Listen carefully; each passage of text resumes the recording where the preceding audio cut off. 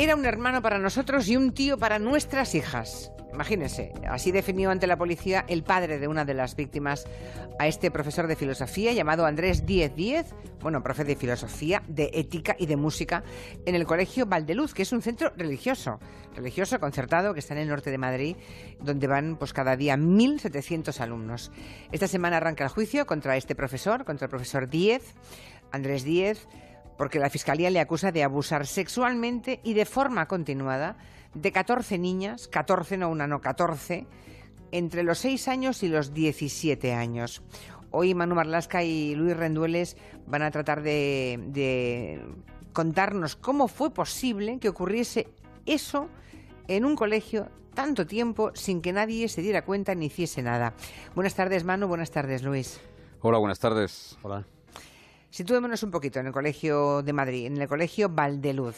Decís que es un centro muy grande, si son 1.700 alumnos, es evidente que es un gran centro, ¿no? Es un colegio religioso, creo que de los padres agustinos, ¿no? Sí, es un colegio concertado, es grande, como dices, tiene unas instalaciones deportivas estupendas, tiene muchas zonas abiertas, es un colegio moderno y también tenía, dentro del colegio, hasta que lo cerraron, un aula de música que se llamaba Academia Melodía Siglo XXI, donde daban algunas clases extraescolares que se llamaban de lenguaje musical para los más pequeñitos y de piano ya para adolescentes, el profesor Andrés Díez y su mujer, Pilar. Andrés había llegado al colegio en 1999 como profesor y un par de años después, en el año 2001, comienza a dar también las clases extraescolares. Entonces tenía 40 años, medía 1,80 m, con perilla, con buen gusto para las corbatas, con las corbatas llamativas. La academia la dirige en ese momento su esposa, que es una mujer 20 años mayor que él, y él tenía 3 hijas de un matrimonio anterior. Bueno, y este hombre, este profesor de ese colegio religioso, allí encaja bien, ¿no?, cuando llega en el 99. Sí, ayer decía el padre de una víctima que era el alma del colegio, ¿no?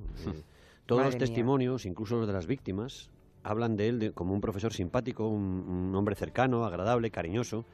El profesor Díez se implicó desde el principio en su trabajo, daba clases de filosofía, de ética, de música. Incluso era él el que se encargaba de organizar, o por lo menos de supervisar, las fiestas escolares. Dirigía también el coro, donde había niños, donde había niñas, y también había algunos padres de esos niños, ¿eh?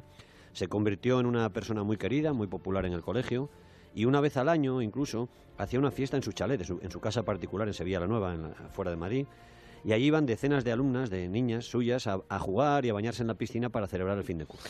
Bueno, pues este cuadro que está describiendo Manu y Luis, esa imagen de profesor cercano, cariñoso, ¿no?, salta por los aires en febrero de 2014, hace ya por tanto 4 años, cuando por fin un grupo de niñas se deciden y denuncian al profesor Díez por abusos. Sí, esto tiene una historia que llega hasta noviembre del año 2013, unos meses antes. Y en ese momento varias alumnas del profesor hablan de lo que les está ocurriendo a ellas. Están muy incómodas, están tensas. Algunas incluso cuentan que tienen pesadillas la noche antes de ir a clases de piano, pero ninguna se atreve a dar el paso de denunciarlo. Luego contarán a la policía y a las psicólogas que Andrés era como un papá y que tenía miedo de varias cosas. Primero, de que las tildaran de mentirosas y de hacer daño a Pilar, la esposa de Andrés y directora de la academia. Claro, o sea, es que la mujer estaba allí también. Claro, hay una frase de las chicas que dicen: ella nos trataba muy bien, pensábamos que no sabía lo que su marido hacía y que si decíamos algo ella iba a estar muy mal porque al fin y al cabo es su mujer. Una de las víctimas, ya adolescente, contaría luego a los psicólogos una de las pesadillas que sufría, concretó una de las pesadillas recurrentes que tenía, ¿no? Ella soñaba, esta chica soñaba que la mujer de su profesor se enteraba de los abusos sexuales que hacía su marido, que la mujer iba conduciendo, que se ponía muy nerviosa al enterarse de esa historia, que sufría un accidente de tráfico y que se mataba, la esposa del profesor. Y ella, la cría, se sentía muy culpable, ¿no? Entonces, cuando se despertaba, decidía que tenía que seguir callada, que no podía ir a la policía. Pobres crías. Bueno, hablamos de niñas que empezaron a sufrir abusos desde los 7 años, las más pequeñas, 7 años. Son un grupo de adolescentes luego, de 16, pasado el tiempo, las que acaban dando ese paso y denunciando al profesor Díez meses después. Sí, la Navidad de 2013 ya decidieron que no podían seguir calladas y una de ellas se lo cuenta a su novio y luego se lo cuenta a sus padres. Claro, no dio tiempo de tener novio, claro, es que se hicieron adolescentes, claro. Otras 4 crías más deciden unirse a esta denuncia, crean un grupo de WhatsApp incluso y lo que hacen es que van a denunciar el asunto. Finalmente, el 6 de febrero del año 2014, es decir, 3 meses después de que esto se plantase esa semilla, llaman a la policía. Y la Policía Nacional lo que hace es empezar una investigación, que es la que se ve estos días precisamente en el juicio contra el profesor Díez, ¿no? Al que acusan de abusar de 14 niñas entre los 6 y 17 años, al menos durante 12 larguísimos años, 12 años. Y por lo visto lo hizo, según la policía, tanto en el Colegio Valdeluz como luego en la Academia de Música, ¿no? ¿Cómo ocurrían estos abusos? ¿Cuál era la estrategia de este presunto abusador? Los testimonios de las 14 víctimas que han denunciado han sido estudiados y evaluados por la policía, por las psicólogas y el fiscal. Y todos han dado credibilidad a 12 de ellas. 12 son muy creíbles, altamente creíbles. 2 chicas más que denunciaron abusos del profesor presentan relatos que han definido las psicólogas como menos lógicos y se les da menos credibilidad. Esto no significa, y es importante, que no sufrieran abusos, sino que por lo que sea, ellas no son capaces de contar toda la verdad, no pueden o la adornan, o hay algo que impide que tengan una credibilidad total. No significa que mientan, ¿eh? Lo que cuentan esas víctimas, que tienen total credibilidad para los expertos, todas cuentan cosas muy parecidas. El profesor Díez comenzaba a tocarlas cuando eran muy chiquititas en clase de lenguaje musical. En esos años, cuando ellas apenas tienen 7 u 8 años, el profesor ponía películas musicales, apagaba la luz y se colocaba al lado de alguna de ellas. En ese momento abusaba de esa cría. Las tocaba los pechos, los glúteos, les metía la mano por dentro del pantalón. Enternece y sobre todo estremece leer algunas de esas declaraciones, como la de un adolescente que confesó que ella pensaba que todo eso era un juego, tenía 7 años, y que cuando el profesor terminaba con ella, llamaba a otra niña a su lado. Bueno, esos abusos empezaban con las alumnas más pequeñitas, luego seguían con las chicas de 10 o 12 años o 13, pero ya entonces no era en el colegio, sino en las clases particulares de piano, ¿no? Cuando ya se quedaban a solas con el abusador. Eso es, en un aula al final del pasillo dentro del colegio.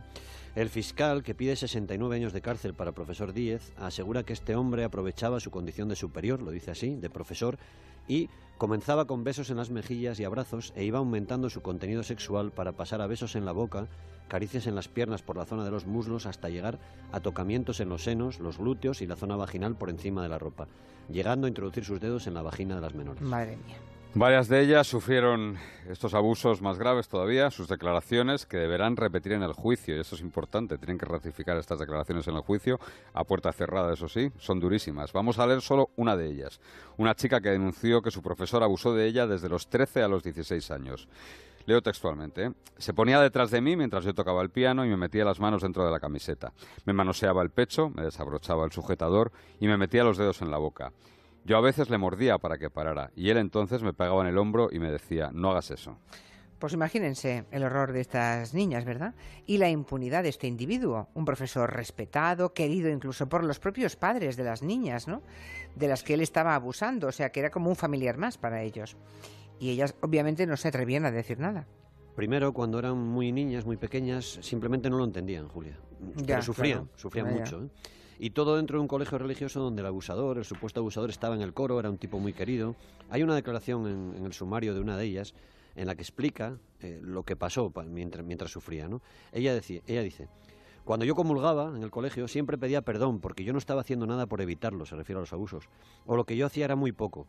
Le pedí ayuda a Dios para que me quitara la confusión, para saber qué tenía que hacer. Sabía que tenía que decirlo, pero yo no me atreví. Las más fuertes rechazaron al profesor, alguna incluso le apartó la mano y se enfrentó a él, que una vez incluso se echó a llorar y le pidió, no dejes el piano por mí, le dijo el profesor a la chica. Otras lograron dejar la academia con excusas, casi todas ellas falsas, y casi todas ellas lo que consiguió el profesor es que acabasen odiando la música.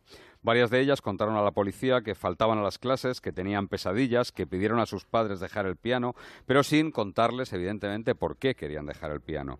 Y sus padres pensaban que era pereza y les obligaban a seguir en clase.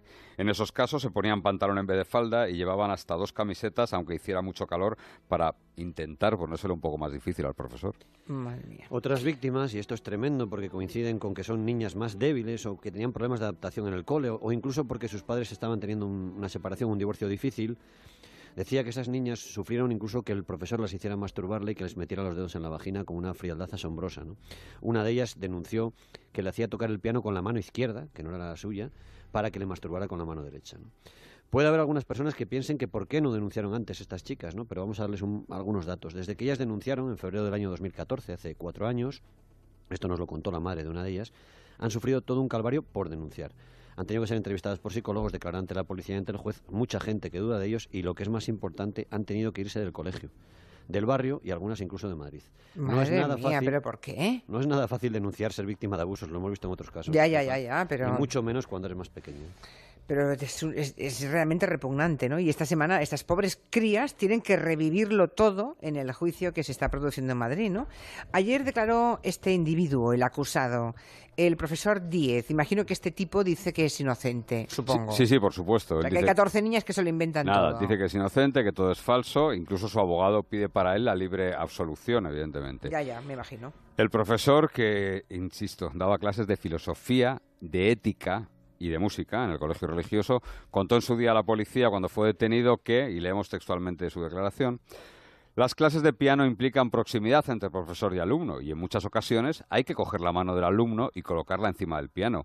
Hay que corregirles la muñeca e incluso la posición de las piernas y la postura de la espalda. Añadió que algunas de las chicas que le han denunciado sufrían problemas de adaptación en el colegio. Madre mía. Ayer declaró este hombre en el juicio, esa puerta cerrada, y lo que ha trascendido es que sigue insistiendo en su inocencia y atribuye las 14 denuncias a un deseo de dinero por parte de las chicas, de indemnización, a una venganza y, si es cierto lo que están publicando los medios a través de Europa Press, incluso a los cambios hormonales de las chicas que estaban en la adolescencia. 14 chicas dicen que abusó de ellas durante años y él insiste en que es inocente. Además, es que los argumentos son los típicos de los abusadores, ¿eh? Es que es de libro, es de manual. Denunciaron en 2014 el caso ante la policía, pero, y ahora viene lo indignante, una de estas chicas ya había hablado en el colegio Valdeluz. Sí. Ya había contado lo que le hacía su profesor de piano y lo había hecho en 2006. O sea, 8 años antes de la denuncia oficial. Sí, la investigación descubrió a la que llamaremos víctima número 1, una chica que hoy ya es veinteañera y que vivió un infierno con el profesor Díez en el año 2006, ¿eh? Todo empezó cuando una profesora la descubrió vomitando en el cuarto de baño del colegio. La chica le confesó que el profesor Díez le tocaba entre las piernas y en otros lugares de su cuerpo, y esa chica, que entonces tenía nada más que 16 años, se lo contó también al psicólogo y al orientador del colegio. También al jefe de estudios y a su padre, y su padre la llevó inmediatamente a un centro de salud. Sufría anorexia y bulimia, pero sobre todo sufría abusos. Estuvo 1 año siendo tratada por una psicóloga de un centro público para niños víctimas de abusos sexuales de la Comunidad de Madrid. Por cierto, una chica de 16 años que avisa de lo que está ocurriendo con el profesor y entonces, ¿qué hizo en el 2006 el colegio Valdeluz? De los padres dominicos hemos quedado. Agustinos. Agustinos. Vamos a responder con lo que dice la policía que hizo el colegio, ¿eh? El director del colegio y el jefe de estudios no adoptaron ninguna medida de protección, así lo dice la policía, hacia la primera joven que contó lo que estaba ocurriendo. Tampoco se entrevistaron con el profesor acusado ni con la familia de la chica y provocaron, lo dice la policía, insisto, mayor indefensión en la víctima. También, siempre según la policía, al mantener en su puesto al profesor, facilitaron que pudiera seguir teniendo relación con menores de edad, incluso a solas. Por todo eso, concluye ese informe policial, que la desidia y la conducta permisiva de los directivos del colegio pudo provocar que muchas otras menores de edad estuvieran indefensas ante los aberrantes actos cometidos por Andrés Díez a lo largo de los años. Y la policía apunta a una causa, más allá del escándalo, del miedo al escándalo, apunta a una causa para esa desidia que llaman ellos del colegio, ¿no?, de la dirección del colegio. Y apuntan una explicación a lo que llaman cierta protección que el colegio otorgó al profesor Díez durante años. El hombre y su esposa pagaban 2.416 euros al mes al colegio Valdeluz por el alquiler de las aulas donde daban clases de música. ¿Por 2.400 tan baratos se venden? Por favor. El profesor fue detenido casi 8 años... 8 años después y 13 víctimas después, de la primera queja de una niña, y quedó en libertad bajo fianza de 12.000 euros. El jefe de estudios y el director del colegio también fueron detenidos y luego puestos en libertad, por encubridores, supongo. Sí, en la declaración ante la policía, el jefe de estudios admitió que sí, que la chica le había contado lo de los abusos sexuales, reconoció que no habían hablado con el profesor y expresó incluso cierto arrepentimiento, ¿no?, por no haber denunciado entonces el asunto. El juez decidió no acusarlos de lo que estabas hablando tú, de encubrimiento, porque, dijo el juez en aquel momento, no consta que tuvieran conocimiento de todos o alguno de los delitos, ni que dejaran de cumplir con sus obligaciones de perseguir los mismos, los delitos, entiende. El jefe de estudios matizó después lo que había dicho ante la policía, le dijo al juez que se había sentido un poco intimidado por la policía y que por eso había contado que la chica le había hablado de abusos sexuales. Luego rectificó y dijo que solo le pidió no dar clases con el profesor Díez. Tanto el jefe de estudios como el director perdieron, eso sí, sus puestos directivos en el Valdeluz, aunque solo nos cuentan que siguieran allí. Sí, pero ojo, nos cuentan que siguieron allí dando clase al menos hasta el curso pasado. El fiscal pide ahora, en el juicio, esto también se verá en el juicio, que el Colegio Valdeluz indemnice a 7 de las víctimas, las que sufrieron abusos en las instalaciones del colegio, con un total de 270.000 euros por los daños morales que han sufrido, que sufren todavía. El colegio sería, según el fiscal, responsable civil subsidiario de lo ocurrido porque fue dentro de sus instalaciones y a veces en horario y en turno escolar. Pues 270.000 euros, en fin. Aquella profesora, claro, es que estoy haciendo un poco de lista, ¿no? Está la profesora a la que la niña le contó lo que le pasaba. Luego el orientador del colegio. Luego la psicóloga del centro de víctimas de abusos donde la vieron y la creyeron. Es que es tremendo. Es que esta historia, ¿pero qué hace esa gente? Salga como salga finalmente la sentencia, salga como salga el fallo y dirima lo que dirima la justicia, la historia tiene una moraleja muy triste, ¿no? La profesora confesó a la policía que no contó nada porque pensó que no había más niñas pasando por lo mismo. También porque la niña le pidió que no lo hiciera y le dijo que no quería denunciar, que se lo había contado a sus padres y que estaba ya yendo al psicólogo. El orientador del cole se limitó a decirle a la niña que simplemente debía contárselo a los padres. Y lo que te referías del Centro Público de Ayuda a Víctimas de Abusos, y esto también es una muestra de que el sistema también falló, no solo el colegio, el sistema. Esta chica estuvo un año tratándose allí para recuperarse con una psicóloga y su padre recuerda lo que le recomendó un abogado de allí, un centro especializado, público. Leemos su declaración ante la policía. El abogado nos recomendó no denunciar porque dijo: el juez va a llamar a tu hija al estrado, el abogado defensor va a ir a destrozarla y a tratar de demostrar que era ella la que se insinuaba al profesor. Podemos llegar a perder el caso. Una parte de eso es exactamente lo que sucedió desde que ella y otras 13 chicas por fin denunciaron. Ya. O sea que, aunque no sea una sino 13 o 14, seguramente el abogado defensor seguirá insistiendo en esa línea, ¿verdad? Tan archiconocido, tan familiar para las mujeres, lo que nos estáis contando, ¿verdad? Y además esas chicas, por lo que sé, sufren secuelas de lo que vivieron, porque eran muy pequeñas, ¿no? Y luego adolescentes. Los psicólogos que las han examinado, ¿qué dicen? Bueno, como te decía Luis antes, dan alta credibilidad a todas, menos a 2 de ellas, y los psicólogos afirman que sufren pesadillas, que tienen síntomas de evitación, episodios de estrés, gran fragilidad, y resonancia emocional.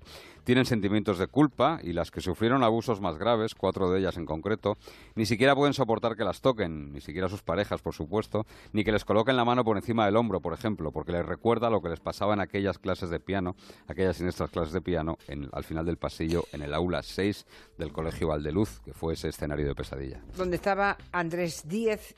Por cierto, está en libertad bajo fianza. Sí, de 12.000 euros.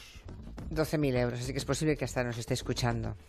Bueno, pues ¿y cuándo habrá sentencia? Supongo que tardarán un poco, ¿verdad? No, el juicio va a durar hasta primeros de junio. Todavía hoy, sí. Ahora están declarando, esta tarde declaran 2 chicas todavía por videoconferencia para no tener que verse con el profesor Díez, lo hacen por videoconferencia, y durará hasta el 5 o 6 de junio, primeros de junio.